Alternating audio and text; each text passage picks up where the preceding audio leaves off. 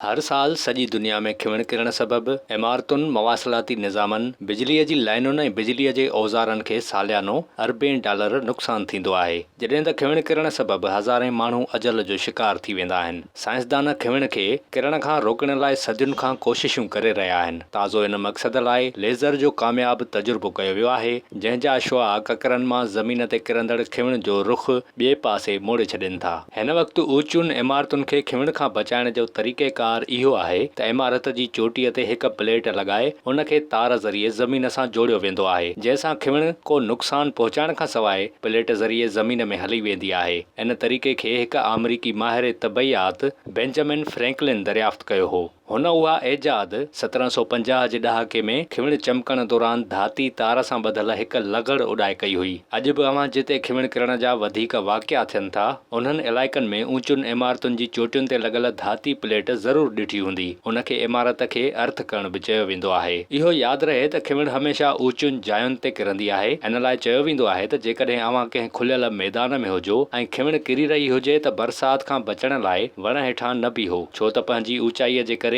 वण ते खिवण किरण जो वधीक इम्कान हूंदो आहे। शायदि अव्हां जे ज़हन में इहो बि सवाल आयो हुजे त ककरनि में खिवण किथां ईंदी आहे ऐं उहा ज़मीन ते छो किरंदी आहे। इन जो सवलो जवाबु इहो आहे त गर्मी मां पाणी बुख़ार बणिजी आसमान ॾांहुं वेंदो आहे त इन अमल में आबी बुख़ारनि मां ककर ठहण जे अमल में इन्हनि ते बरक़ी चार्ज पैदा थी वेंदो आहे। ककर जे हर टुकड़े में बरक़ी चार्ज जी कुवत मुख़्तलिफ़ हूंदी आहे। हीउ चार्ज केतिरो ताक़तवर हूंदो आहे, इन जो अंदाज़ो अव्हां इन शइ मां लॻाए सघो था त घिम गदिलाइण में 1 इंच जी विथी तइ करण लाइ 50,000 वोल्ट जी ज़रूरत हूंदी आहे, जॾहिं त ककरनि जे ज़मीन मां विथी केतिरा ई किलोमीटर हूंदी आहे। माहिरनि जो चवणु आहे त ज़मीन ते किरंदड़ खिवण जो चार्ज आम तौर ते 30 करोड़ वोल्ट हूंदो आहे। जेकॾहिं इन जी असां पंहिंजे घर में मौजूदु बिजलीअ सां भेट करियूं त असां वटि 120 खां 240 वोल्ट करंट ईंदो आहे। आसमान ते खिवण चमकण, गजण ऐं ज़मीन ते किरण जो सबबु इहो आहे त बिजली वधीक चार्ज खां घटि चार्ज तरफ़ सफ़र कंदी आहे। जॾहिं ककर जो हिकु वधीक चार्ज वारो टुकड़ो हिकु घटि चार्ज वारे टुकड़े जे वेझो ईंदो आहे त बिजली ॿिन्ही टुकड़नि जो चार्ज बराबरि करण लाइ घटि चार्ज वारे टुकड़े ॾांहुं भड़कंदी आहे। इन मौक़े ते असांखे बिजली चमकंदे नज़र ईंदी आहे। इन अमल दौरान जॾहिं बिजली हवा मां गुज़रंदी आहे त कड़कण जो आवाज़ पैदा थींदो आहे।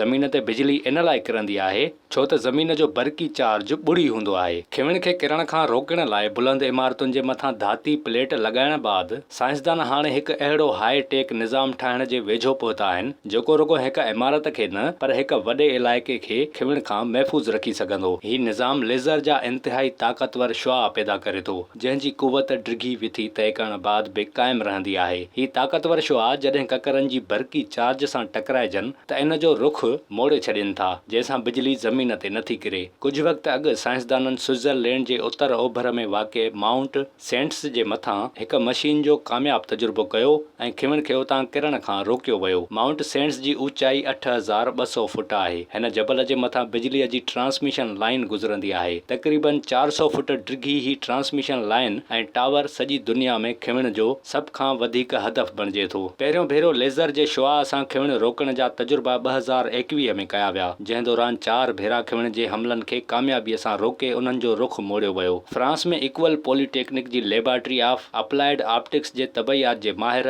लेज़र लाइटनिंग रॉड प्रोजेक्ट जे कोऑर्डिनेटर ऐं साइंसी रिसाले फोटोनिक्स में शाया थियल तहक़ीक़ जे लेखक लेन हवार्ड जो चवणु आहे त हिन दरियाफ़्त जो एज़ाज़ असांखे हासिल आहे त लेज़र जी मदद सां खिवण जो रुख़ मोड़े सघिजे थो। हवार्ड चवे थो त असां हिकु मेल जी बुलंदी ताईं खिवण खे कामयाबी सां रोकण जो तजुर्बो करे चुका आहियूं। साइंसदाननि जी टीम जंहिं लेज़र मशीन ज़रिए इहे तजुर्बा कया आहिनि, इहा हिकु वॾी कार जहिड़ी आहे। इन जो वज़न 3 टननि खां वधीक हूंदो। हिन मशीन जी तयारी ऐं तजुर्बे लाइ जर्मनी जे हिकु सनअती कंपनी ट्रमेफ ग्रुप, जिनेवा यूनिवर्सिटी जे साइंसदाननि ऐं फ़िज़ाई कंपनी एरोस्पेस सहकार कयो आहे। हेल ताईं इहा मशीन पंहिंजे शुरूआती मरहले में आहे। माहिरनि जो चवणु आहे त इन खे बहितर ऐं आम इस्तेमाल जोॻो बणाइण में तक़रीबन 10 खां 15 साल लॻी सघनि था। हिन वक़्तु सभ खां वॾो मसइलो इहो आहे त जंहिं इलाइक़े में लेज़र मशीन लॻाई वेंदी आहे उते फ़िज़ाई ट्रैफ़िक खे रोकणो पवंदो आहे। विज़िट कयो अवामी आवाज़ मीडिया ग्रुप जी वेबसाइट awamiawaz.pk